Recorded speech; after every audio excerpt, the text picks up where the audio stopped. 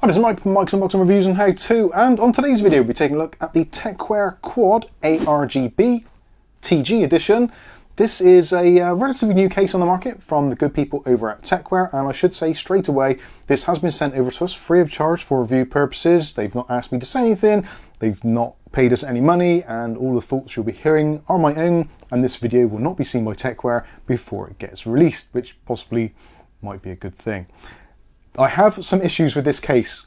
I will say that straight away, so if you're maybe contemplating this and you like the look of it and all that kind of stuff, there are a few little caveats, and I really struggle actually to see where this case actually fits in the market and really who it's actually aimed at. It's got some unusual and interesting features which kind of please various different parts of the market.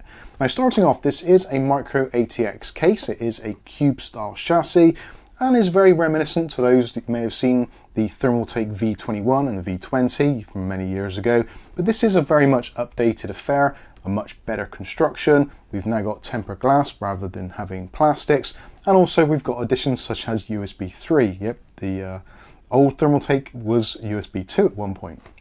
So yeah, I struggle to see who this is aimed for. Micro ATX is a slightly niche market as it is anyway. Adding into that a cube type design, that makes it even slightly more niche, and the fact that this can hold up to 8 drives in a micro ATX chassis. Yeah, it's quite mind-blowing. So let's quickly drill through the specifications of this and what it can actually do. So starting off with the dimensions, we're looking at a length of 370mm, a width of 280mm, and a height of only 315mm. So quite a compact chassis, should fit into most locations pretty easily. If maybe you're considering using this as potentially a NAS box or some kind of media center system, I think it's going to look pretty stylish. This is actually available in both the black, which we've got here, and also there's a white version as well. So there is going to be something to fit into most color schemes. So other points of interest here, it holds 8 drives as I've already alluded to. So we're looking at 4 3.5-inch drives in the storage section which is included, and also there's a slightly ingenious way of installing a further 4 2.5-inch drives, either SSDs or hard disk drives, maybe old laptop drives, that sort of thing. So this actually, in terms of being a 8-bay NAS, actually ticks an absolute ton of boxes. Micro ATX form factor, plenty of airflow, strong construction, takes a standard ATX power supply. So there's actually a lot of things going for this, especially if you are looking at some sort of file storage or NAS device, which is where it leads me to this kind of weird thing. It's got RGB on it at the front, which you've probably seen from some B-roll already, and it's definitely got that sort of gamer vibe with the RGB, the ventilation, and the tempered side glass windows. So yeah, it's kind of, it does a little bit for everybody, but it's not entirely perfect. Now also, something I should mention as well, some of the restrictions, because this is a micro ATX case, there are some restrictions on what you can actually put inside. So we're looking up to 315mm for a graphics card, 170mm for a CPU cooler, which is more than adequate, and also up to 200mm for a PSU. Potentially you could get one bigger than that. It's actually hard to find one that big these days, and being that we've only got 8 drives in here, you should be able to do that with most modern power supplies off of 2 SATA leads, so it shouldn't be too many problems there in terms of power supply fitment. Another feature of this, which I actually really like, and is something which not many cases do these days, is the fact that the front fan, which is included, is a 200mm model, so that can move an absolute ton of air. Unfortunately, with moving a ton of air, there also is the potential, because you've got those really large big plastic blades, for a kind of choppy noise at those higher RPMs. Again, coming down to who this is aimed for, if it's going to be used as primarily file storage or a NAS type device, you can set the fan down to its very lowest speeds, in which it is basically silent but still moves a ton of air. And the same goes for the back fan as well. This is a 120mm fan. These fans are slightly on the cheaper side, it would appear. They do have only 3-pin voltage control on them, and also there is a Molex fly lead that comes off them, so if you want to power it from Molex you can do, although if you do that they will be at 100% all the time, which I would certainly avoid really if you're going to be using this in any kind of environment where there's actual people. If again you're using it as a file server and it's in a cupboard somewhere, heck, go for 100% and you'll have an absolute ton of airflow, although it will be somewhat noisy. So there's my first kind of thoughts and some of the specifications out of the way. Let's take a quick tour around the case and see what it's all about and see if it is going to be suitable for your next build for micro ATX, however you want to configure it. You can actually use ITX in here as well if you wanted to. They do include additional standoffs and screws and that. So if you don't want to go down the micro ATX route, you can put something a little bit smaller in here. Again, if you're doing some sort of NAS or file server, a lot of those boards do tend to come in the ITX variants, so that might be of interest to you. So let's start off with the front. So as you can see, this front section, very reminiscent of a board cube. If you put the lighting onto green, it would certainly look that way. So we've got lots of big cutouts here. Some of you are probably thinking already, wow, that's just going to suck in the dust. Well, yes, it will, but don't worry. Just behind it, there is actually a magnetic removable filter, which is actually a little bit difficult to get to, especially if you've got slightly larger fingers. There we go. So this comes out again, so if you want to clean it, is magnetic, so it just sticks on there. And this actually attaches to more to the fan side rather than the front side. So you get a nice little bit of diffusion coming from the addressable RGBs, which are actually inserted at the top of this metal section. So the RGB actually kind of diffuses down through this grill, which actually looks quite nice in my opinion. Personally, I think if you want high airflow, I would probably remove this. These type of filters aren't always the best for moving air, but they are really good for catching dust. So depending where you're putting it and what your needs are, you can install this or not. So with that out of the way, you can actually see the huge fan, which is in behind there. For those of you that are wondering, can you replace it with another fan should you wish to? Yes, you certainly can. It isn't the easiest of things to get to. You may find yourself having to remove some components inside. I actually did a live stream where we did a real deep dive teardown into this, which you're more than welcome to take a look at. I'll try and link it in the video description. I ended up actually taking out the USBs at the top to be able to get the fan to come out. And we actually did manage to replace it with a Noctua 200mm fan. I think it's the AF20, and it went in there fine. And to be honest with you, when I actually connected it all up and looking at the speeds, the RPM, and the noise profile, there actually wasn't a great deal in it. So potentially you don't really need to upgrade the fan.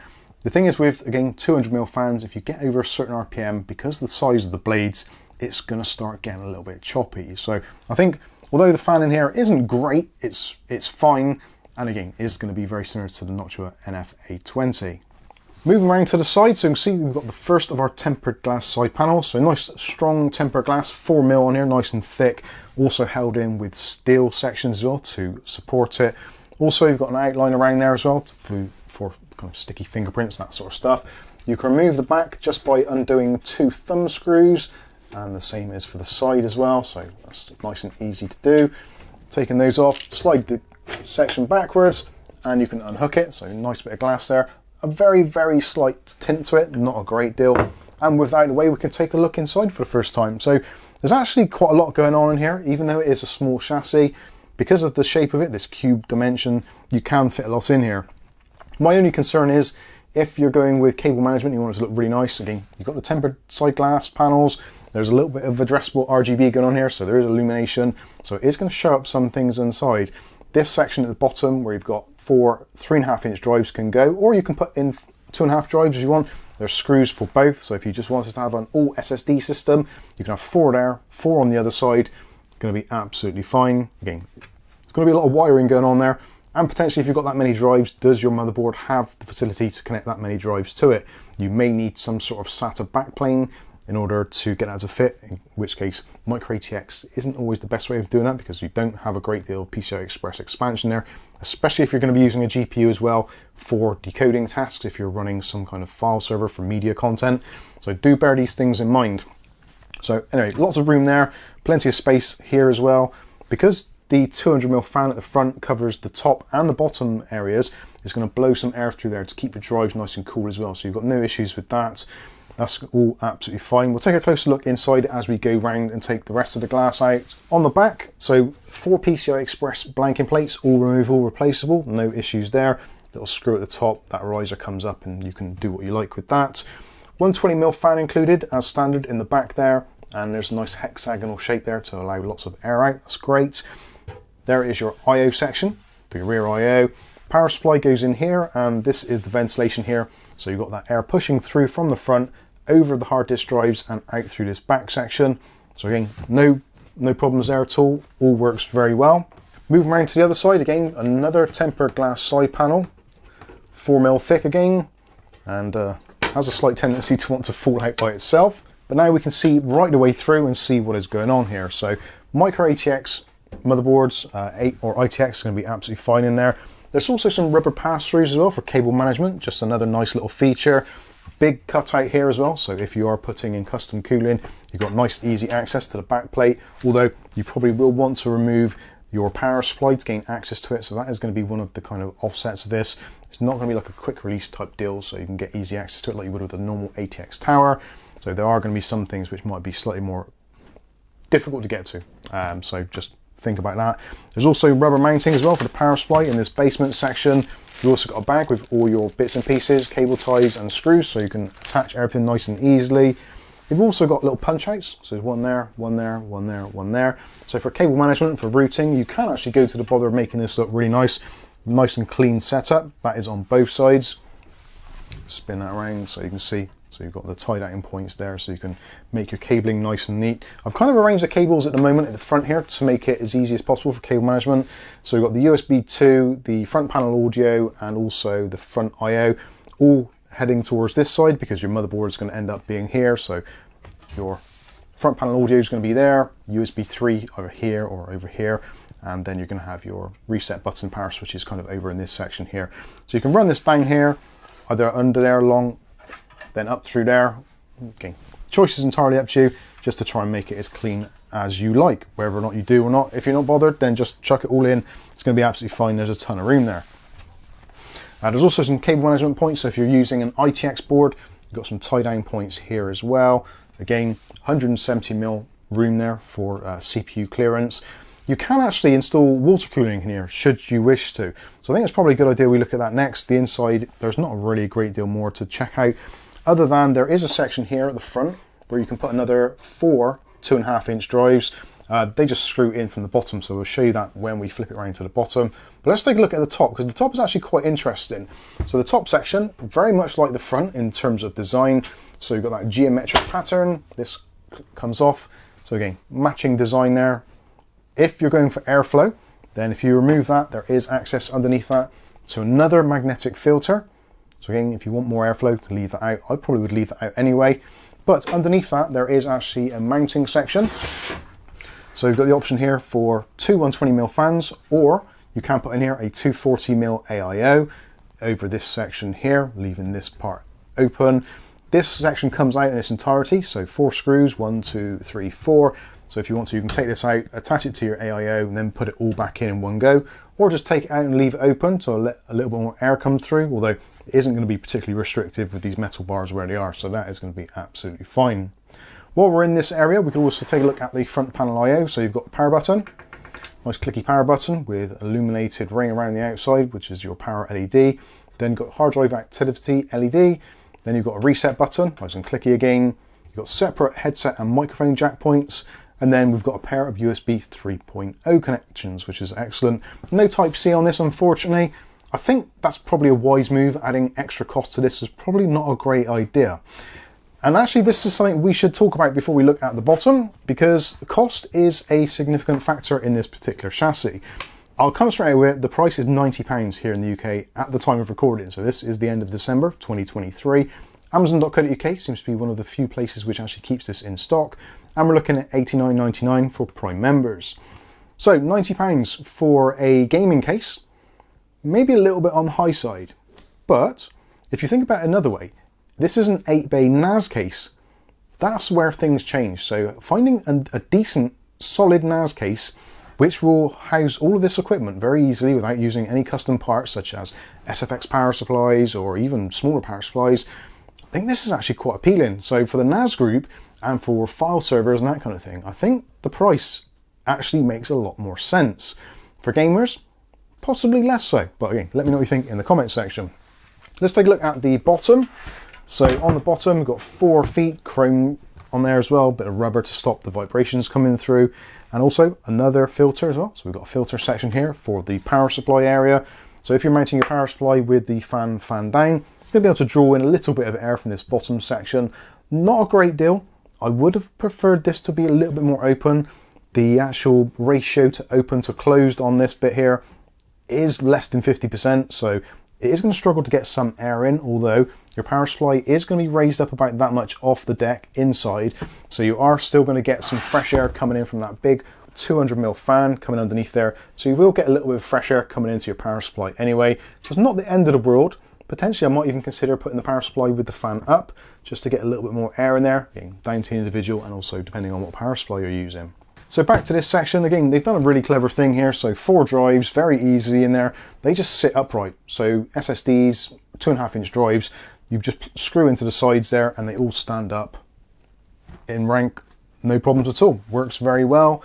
And we should take a look at the front I/O. The front I/O kind of matches up what we've already gone through. The only exception being there is a addressable RGB. So that is your traditional 5V, 3-pin addressable RGB. And also a pass-through as well, so that's kind of handy in there, so you can light all that up. I've routed that to this side because RGB tends to be more on the other side of the motherboard, but you can route it however you choose.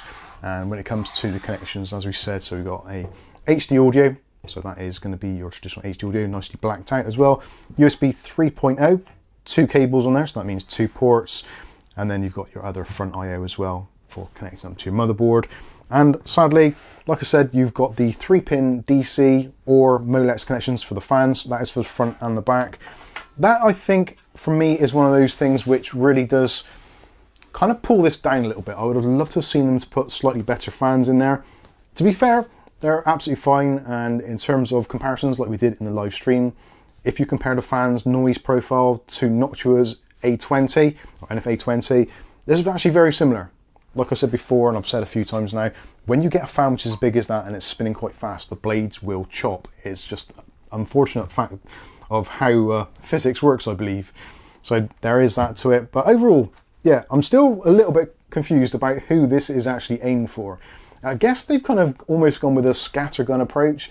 So it ticks a box for a lot of people. If you want a small compact case, yep, tick, works for that.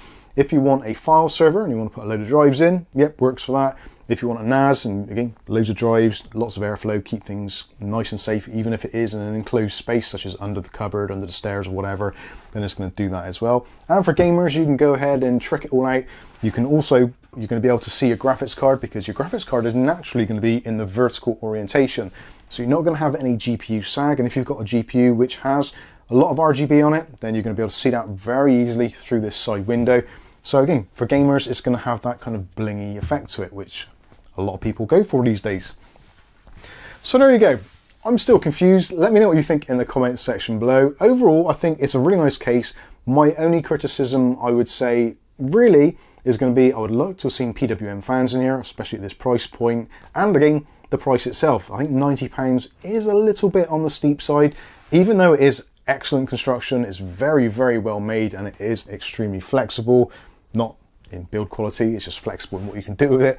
But yeah, I think pricing, if it came down to maybe £60, I think they'd have an absolute winner on their hands. But I think for nearly 90, it's going to be one of those things where you are going to have to mull it over and see what other alternatives are available on the market. So there you go, that has been the Tecware TG Quad ARGB. I've been Mike, this is Mike's Unboxing Reviews and How To, and hopefully we'll catch you in the very next video. Thanks for watching.